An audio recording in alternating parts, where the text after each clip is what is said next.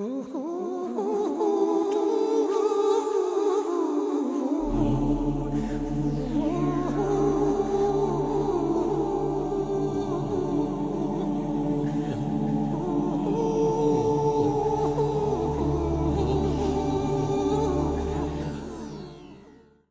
they have to do is get somebody, let's say like 50 Cent, right? And basically market him to such a degree that, let's say they want black men in the hood to be gay. So what they'll do is they'll get 50 Cent, who is in Interscope Records. Interscope Records is run by Jimmy Iovine. Jimmy Iovine is the head of the Church of Satan.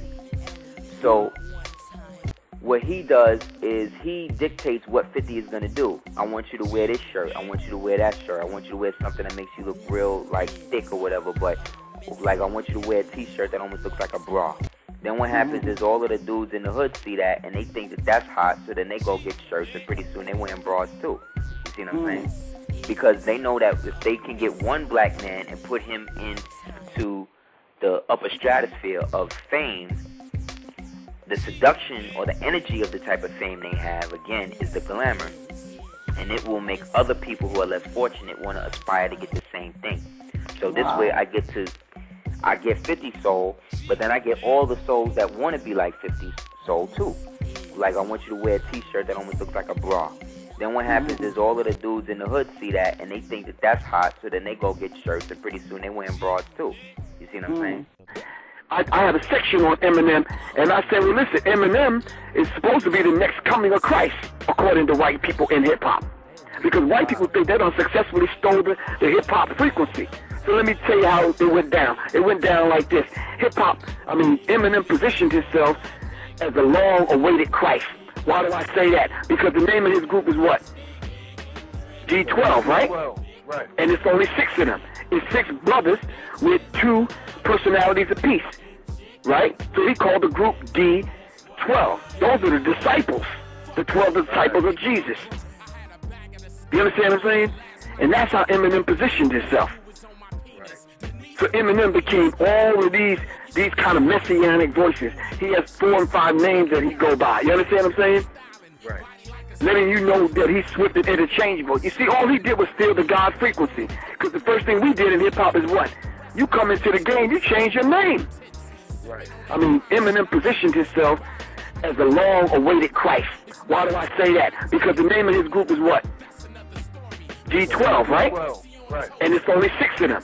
It's 6 brothers with 2 personalities apiece, right? So he called the group D12. Those are the disciples, the 12 disciples of Jesus.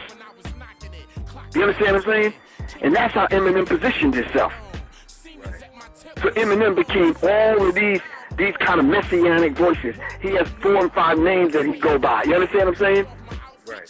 Letting you know that he's swift and interchangeable. You see, all he did was steal the God frequency. Because the first thing we did in hip-hop is what? You come into the game, you change your name.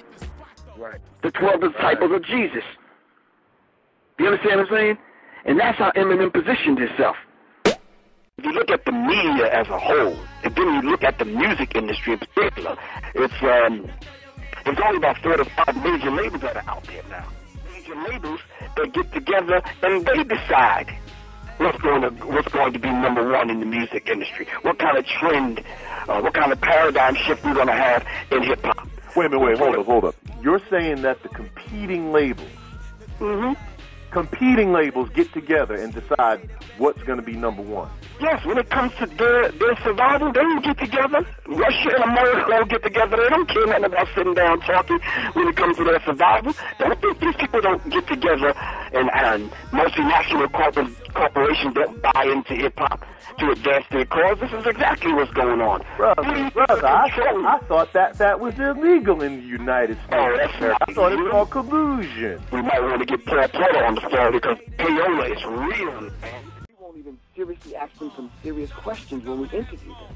After we shake their hand, take the picture, and get their autograph, what is wrong with saying, so Jay-Z, so you went to Africa on an African tour to do a water project. What the hell happened? I ain't get no bottled water, did you? What became of the water project? Since you left there, millions of people done died. Starvation. Yeah. Me personally, I mean, I heard. This is what I heard. You know what I mean? I hear things all the time. I hear that him and Nas are in cohorts with a water company over there, making money off of them, and also about building a soccer stadium or something like that. That's why he went over there to money. You know what I mean? Oh, so it's like a hand trick. You know, you don't let your left hand see what your right hand is doing, but yet you just sucking the blood of the people. Lucifer, dawn of the morning, I'm gonna chase you out of earth. Lucifer, dawn of the morning. I'm from the murder capital, where we murder for capital. This is to say that much of what is promoted to the general population, the intent of it is not to uplift anyone. It's not to get people to think on higher frequency levels. It's really designed to destroy humanity's ability to perceive reality on a multi-dimensional level, but also to deny us the reality that we are indeed creative beings. And let me give you an example of how I say creative beings and how this is relevant. It's interesting because one of the concepts that I work with in some of my films is this concept of the devolution of the sacred feminine. Okay. Now, when I say what I'm about to say, I'm not talking to anyone in particular. I'm talking about what I've seen in the music industry and how that's playing itself out in the general society. Okay. So no one should take this personally, right? What I found is that there has been, in fact, a sinister agenda to defile the sacredness of the feminine principle and to deny one of the most powerful aspects of the feminine principle, which is the creation of life, meaning to become a mother.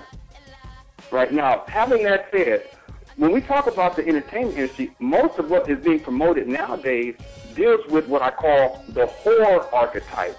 The whore archetype is the antithesis of the traditional construct of motherhood.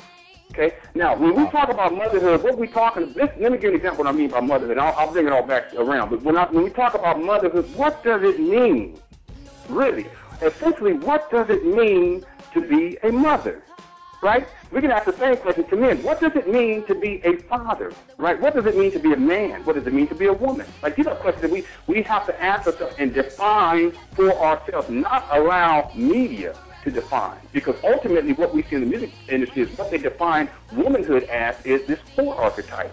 Now, the reason why I bring up the whore archetype is because what I found is that in the music, in the entertainment industry, and in particular in music, you see this whole slew of female vocalists and singers who are basically being used to perpetuate this idea that what young girls should aspire to is this version of womanhood. But this version of womanhood, the one that they're promoting, is really this whore archetype. It's really this whore archetype. It's really this whore archetype. Equus, that stars the star of Harry Potter, the guy who plays Harry Potter, who is in Equus, and the whole play is about how this guy loves the horse so much that he winds up having sex with at the end. And they're marketing to, now remember, this is the guy who was marketed to children. Now the guy that was marketed to children through satanic witchcraft is now being marketed to preteens or adults who want to follow what he's doing now. Now what he's doing, he's having sex with horses. So what does that say to them? It's okay to the children. It's okay to be involved in satanic witchcraft. It's okay to to exist with gargoyles and demons. And it's okay now to have sex with horses. So we're even going past the whole homosexual lesbian thing. Now we're going straight to the bestiality. This is his society. This is the New World Order. This is the North American Union. This is the thing that Barack Obama is trying to be the president of. He's not trying to be the president of the United States of America. He's trying to be the president of the North American Union. If you don't believe me, go online, check it out. Don't believe me, go to his rally and ask him. He has said that in some of his speeches. It's like he pretty. If you listen to what he say, that's what he pretty much talks about.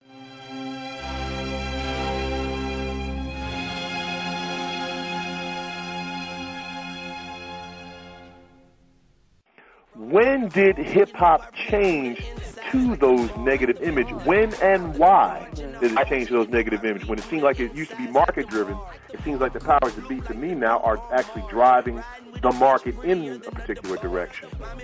Well, I think there was a period of time where young white entrepreneurs took advice from their forebearers that were already in the music industry.